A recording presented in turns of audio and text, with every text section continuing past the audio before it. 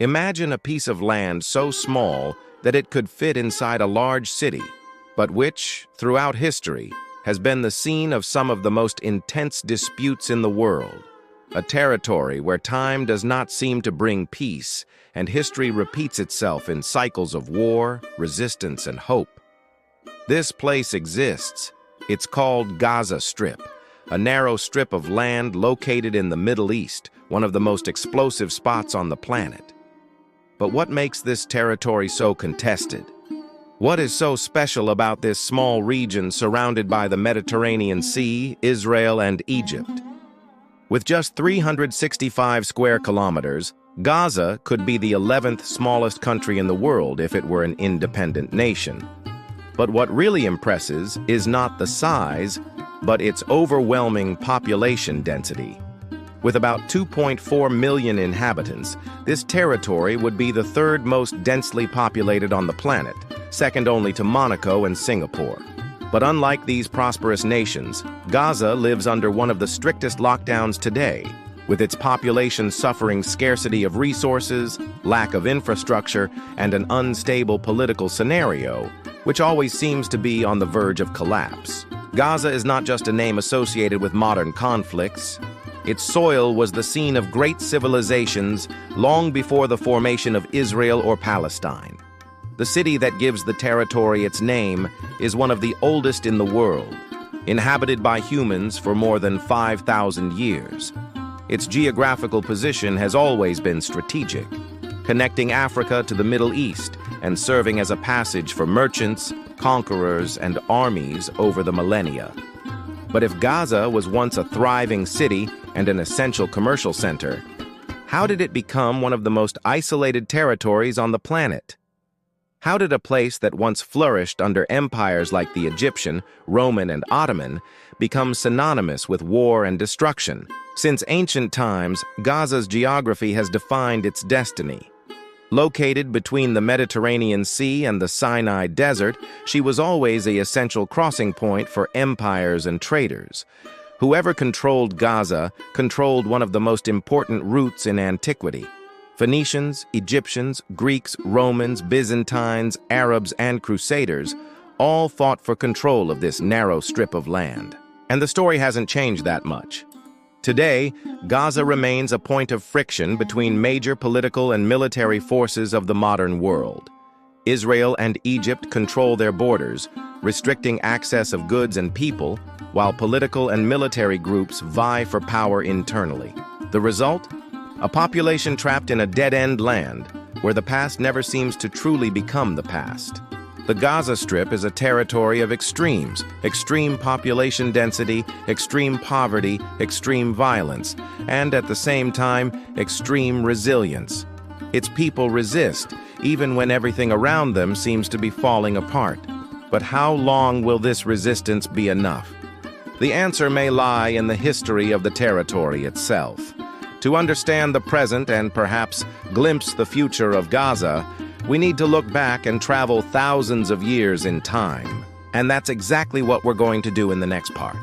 Get ready to discover how this small piece of land became one of the most disputed places in human history, and why its fate is still far from sealed. If you could go back in time and walk the streets of Gaza more than 5,000 years ago, you would see something completely different from what we know today. In place of the rubble and militarized borders, I would find a territory in full rise, a fertile land disputed by some of the most influential peoples of antiquity. But this prosperity never came without a price. Since its first human occupations, Gaza has been marked by the desire for conquest and the blood shed in battles that shaped its identity. The history of the Gaza Strip did not begin with modern conflicts.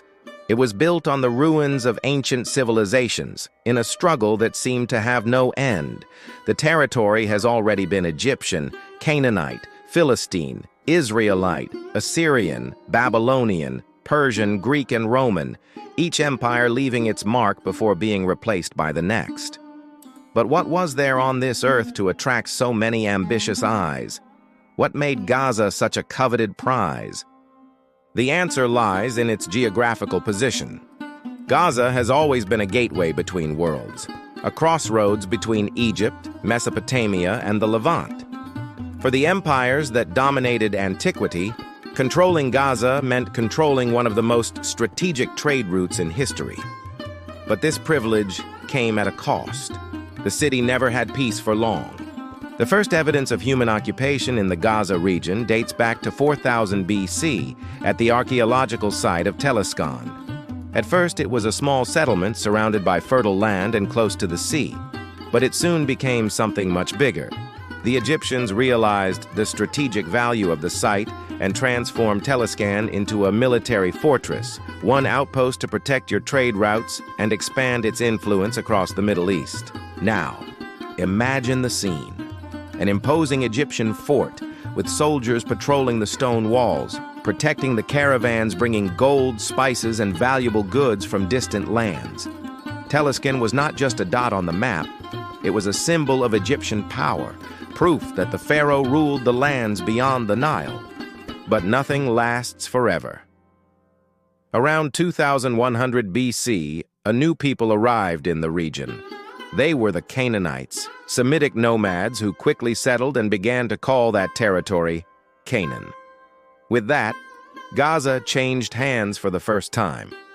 And this would be just the first of many changes over the centuries.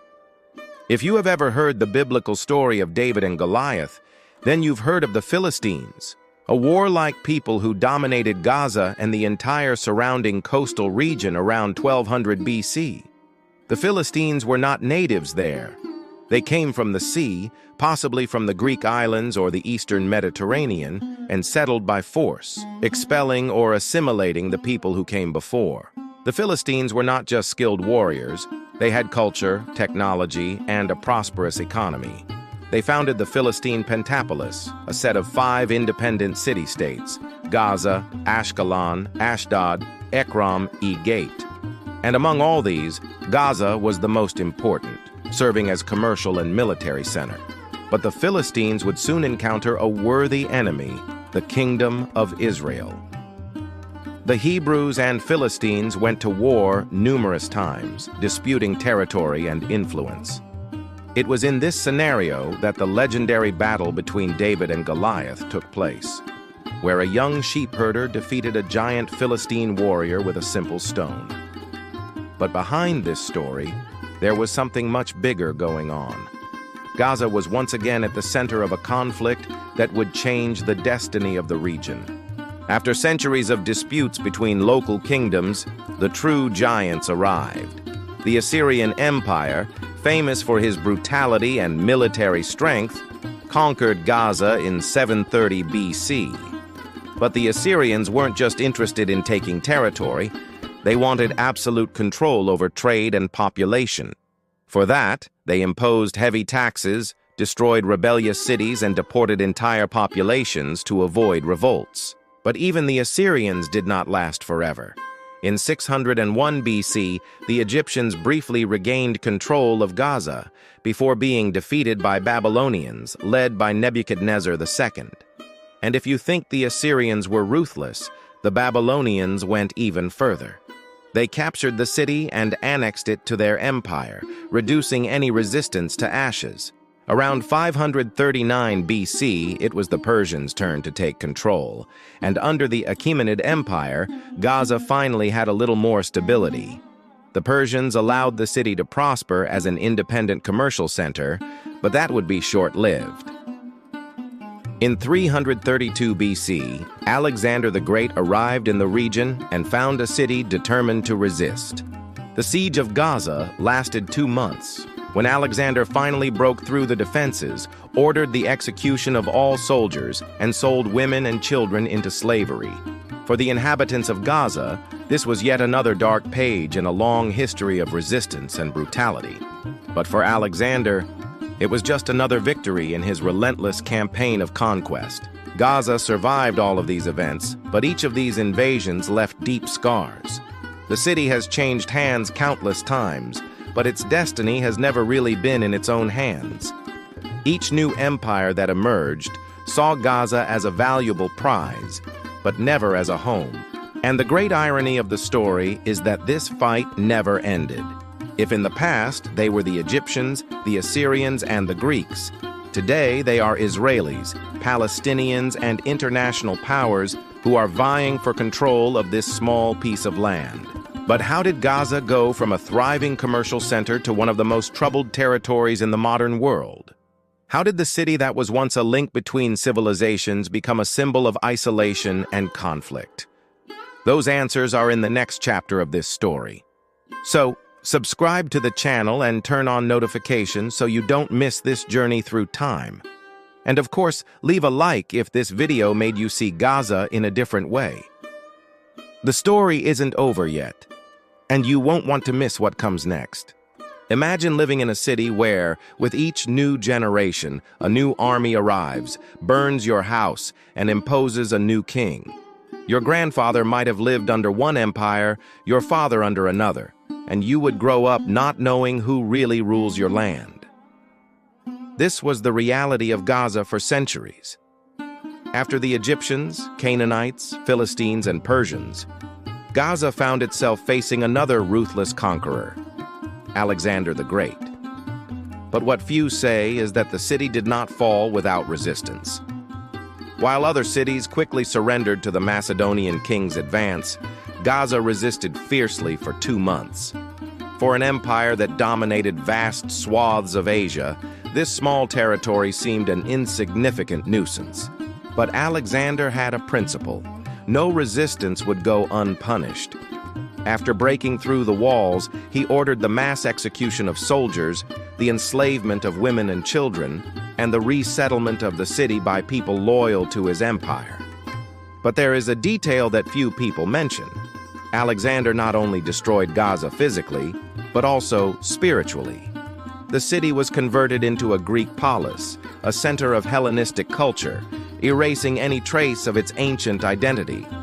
Or at least that was the intention. But Gaza's history has never been a straight line. After Alexander's death, his generals divided the empire, and Gaza passed from hand to hand like a board piece, first to the Ptolemies of Egypt, then to the Seleucids of Syria. But none of these disputes compared to what came next. If today the whole world knows cities like Rome, Paris, and New York as centers of power, in ancient times, Gaza was one of these poles of greatness. With the arrival of the Romans in 64 BC, the city became richer than ever. A vibrant commercial center with bustling ports and markets filled with spices, textiles, and slaves from all parts of the empire. The Emperor Adriano came to build a big stadium in the city, where fights and oratory competitions took place, transforming Gaza into an entertainment center. But while the Romans were celebrating, another revolution was about to take place within the city walls. A silent revolution, but one that would change Gaza forever. At the beginning of the 4th century, as the Roman Empire was divided and faced internal challenges, Christianity was beginning to spread rapidly. Gaza, a city of ancient pagan temples, became one of the last strongholds of the Roman polytheistic religion. The Emperor Theodosius I, which had declared Christianity as the official religion of Rome, ordered the destruction of all pagan temples in the city in 402 AD. Think about this for a moment. For centuries, Gaza was a center of worship for gods such as Zeus and Aphrodite. And overnight, these temples were reduced to ruins, replaced by Christian churches. The city once again was forced to change its identity. But if the Romans thought that Christianity would consolidate peace in Gaza, they were mistaken, because something even deeper was moving in the surrounding desert. In 634 AD, an army from the Arabian Peninsula was marching towards the city. Led by Amr ibn al-As, Muslims of the Rashidun Caliphate faced Byzantine forces in Battle of Ajnadain and conquered Gaza soon after. But, unlike previous conquerors, the Arabs did not destroy the city. They knew that Gaza was more valuable alive than dead. But there is a curious detail about this achievement. The Prophet Muhammad's great-grandfather, Hashim ibn Abd Manaf, had lived and been buried in Gaza. This gave the city a deep spiritual meaning for Muslims. Instead of plundering it, the Arabs turned it into an important Islamic center. Churches were converted into mosques, the Arabic language became predominant, and before long Gaza's Christian population has been reduced to an almost invisible minority. But this change also brought something unexpected. For the first time in centuries, Gaza experienced a long period of stability. The Umayyad, then the Abbasid and Fatimid caliphates ruled the city for centuries, maintaining its role as an important trading post. But if the history of Gaza teaches us anything, it is that stability never lasts forever. And the next threat would come from the other side of the Mediterranean. If the Islamic conquest had been relatively peaceful, the same could not be said of the Crusades. In 1100 AD, European crusaders took Gaza and turned it into a military fortress. But they weren't there to govern, were there to purify. The Great Gaza Mosque was transformed into the St. John's Cathedral, and Muslims were persecuted, many forced to convert or expelled.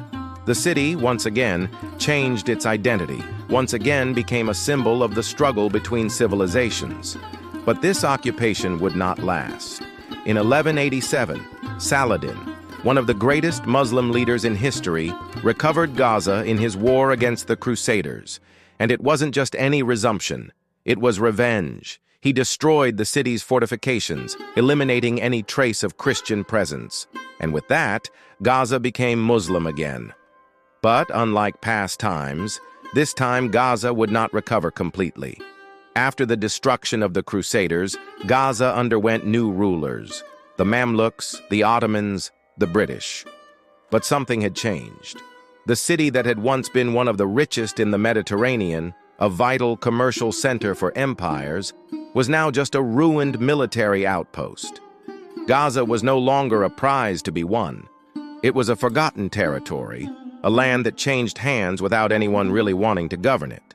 And this negligence would be the trigger for the modern conflicts we know today. But why has Gaza never managed to completely rebuild itself? Why has this land, once a link between civilizations, become one of the most isolated and troubled places in the modern world? The answer lies in more recent events: colonization, the creation of Israel, and the political conflicts of the 20th century. And that's exactly what we're going to explore in the next part. So, if you want to understand how Gaza became the epicenter of a global dispute, subscribe to the channel and turn on notifications. And of course, if this video made you see Gaza in a different way, leave a like. The story continues, and you won't want to miss what comes next. Imagine waking up every morning not knowing if your city will still be standing at nightfall, whether you will have electricity, enough food, or drinking water. Imagine growing up in a territory where explosions are part of the routine, where a simple move can be a matter of life or death. For millions of people in the Gaza Strip, this is not a possibility. It's reality. But how did this small piece of land, which was once a jewel of antiquity, become one of the most watched and bombed places in the world? To understand, we need to go back in time, more precisely to the 19th century, when the first signs of what would become the Israeli-Palestinian conflict began to form. In the 19th century, Gaza was part of the Ottoman Empire, a vast empire that controlled much of the Middle East and North Africa. But as the Ottomans fought to maintain control over their lands, a silent but powerful movement began to form in Europe: Zionism. Led by Theodor Herzl, this movement defended the creation of a national home for the Jewish people, a people who, for centuries, faced persecution, expulsions, and massacres in different parts of the world.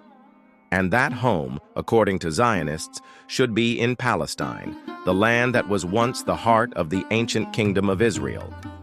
At first, this idea seemed far away, but everything changed with the First World War. In 1917, with the collapse of the Ottoman Empire, the British took control of Palestine through the British Mandate, established by the League of Nations. And it was during this period that tensions began to boil. While the British promised the Arabs independence, they also supported Jewish immigration to the region.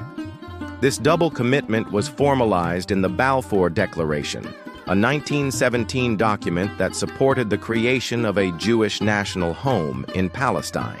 The result?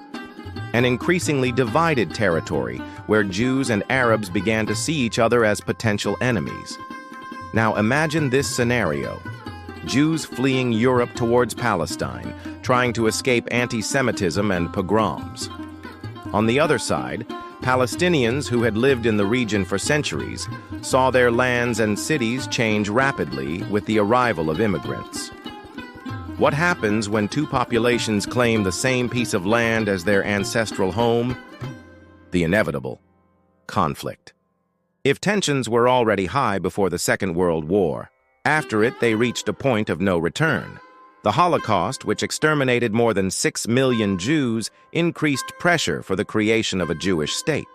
And in 1947, the UN proposed a plan for the partition of Palestine, a Jewish state and an Arab state, with Jerusalem under international administration. The Jews accepted, not the Arabs. For Palestinians, this plan meant losing half their land to newcomers. The rejection was immediate, and the following year, on May 14, 1948, David Ben-Gurion declared the independence of the State of Israel. The next day, the Arab world reacted.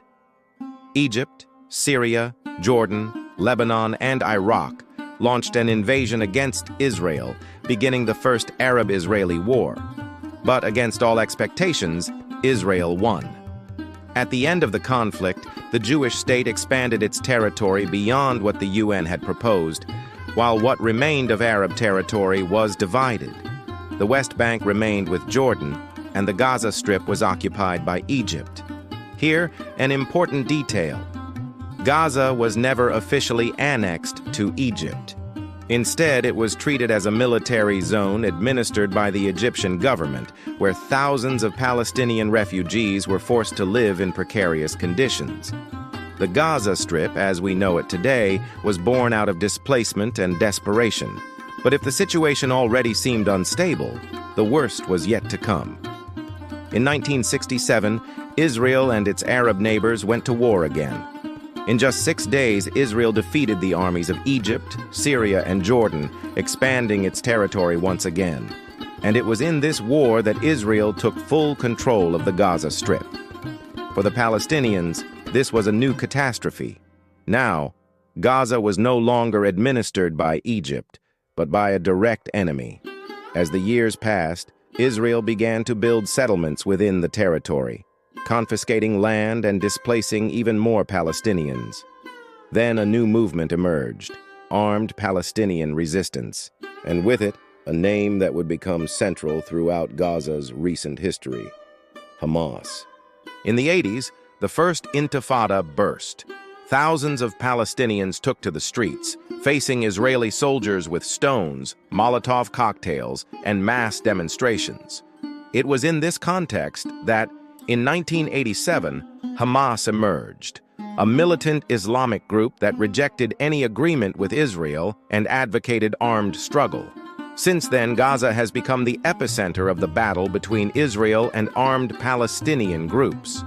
In 2005, Israel withdrew its settlements from the Gaza Strip, but maintained a strict blockade of the territory, controlling its borders, air, and maritime space. Hamas took full control of Gaza in 2007, and since then the territory has been the target of repeated Israeli military operations in response to rocket attacks launched by the group. With each new conflict, more infrastructure is destroyed, more lives are lost, and the future of Gaza becomes uncertain. Today, the Gaza Strip remains a besieged territory, where the civilian population pays the price of a war that seems to have no end. Unemployment exceeds 50%, water and electricity supplies are extremely limited, and periodic bombings leave permanent scars. Looking at this story, an inevitable question arises. Is there a solution for Gaza? Is there a path to peace? And that's exactly what we're going to explore in the last part of this documentary. What can be done to break this cycle of violence? Does Gaza have a future?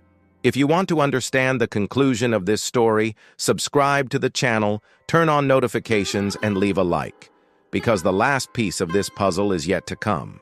If there is one place in the world where history seems to repeat itself endlessly, it is the Gaza Strip.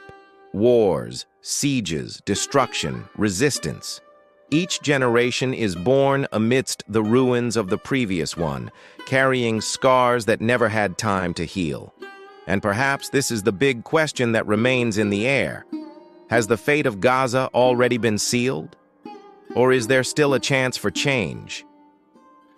From the time of the pharaohs to the present day, Gaza has always been seen as a strategic territory, but never as a home. For the empires of the past, it was an essential control point. For present actors, it is an epicenter of political, religious, and military disputes. But what few talk about is that, behind the headlines and war maps, there are 2.4 million people who live, dream, and try to resist the chaos that surrounds them. But what does it mean to resist in a place like Gaza? For many, it simply means surviving. It means waking up every morning not knowing if your house will still be standing by nightfall. It means growing up hearing sirens, rockets, and explosions instead of children's laughter. It means seeing friends, family, and neighbors being swept away by a conflict that didn't start with them, and that perhaps won't end with them. Which brings us to an inevitable question. Is there any way out? Is there any solution for Gaza? To understand what could happen to Gaza, we need to look at possible paths, and for the obstacles that make any solution almost impossible. One of the most discussed scenarios would be the creation of an independent Palestinian state, where Gaza and the West Bank could exist as a sovereign nation, free from occupation and blockades. This is the model defended for decades in international politics, the famous two-state solution. But reality makes this idea increasingly distant. Israel, for its part, maintains control of Gaza's borders and sees the territory as a constant threat due to the presence of Hamas and other militant groups.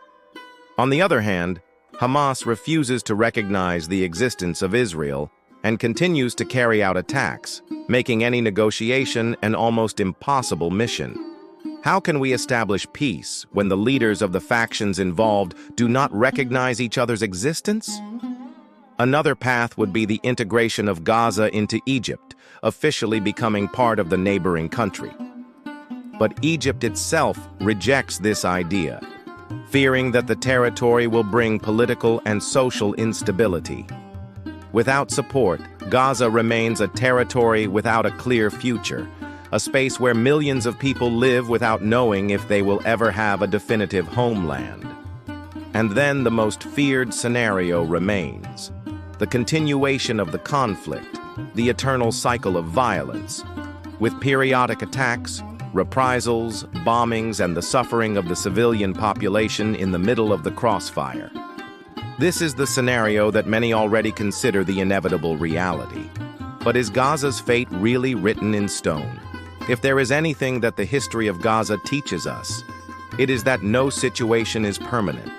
Empires fell, borders changed, ideologies transformed. Gaza was once Egyptian, Canaanite, Philistine, Roman, Byzantine, Islamic, Ottoman, and British, but it continues to exist, resisting. This means that no matter how difficult it may seem, change can still happen. What's missing? Dialogue, genuine interest in peace, the political will to break with the logic of war and seek a different future. But to do so, the world needs to see Gaza not just as a battlefield, but as a place where millions of people live, love, and dream. And perhaps this is the greatest lesson this story leaves us with.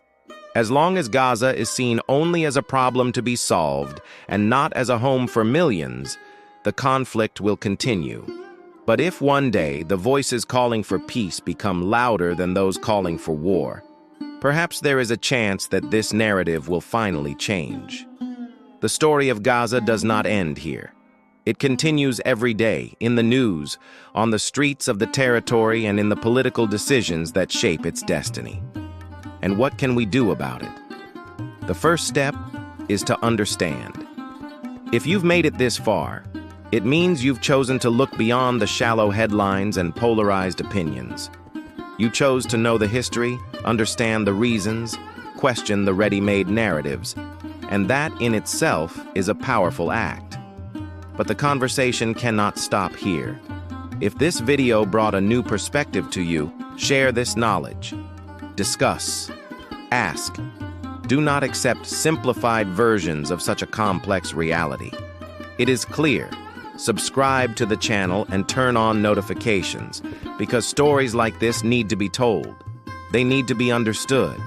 And we still have a lot to explore together. Gaza's future is still being written.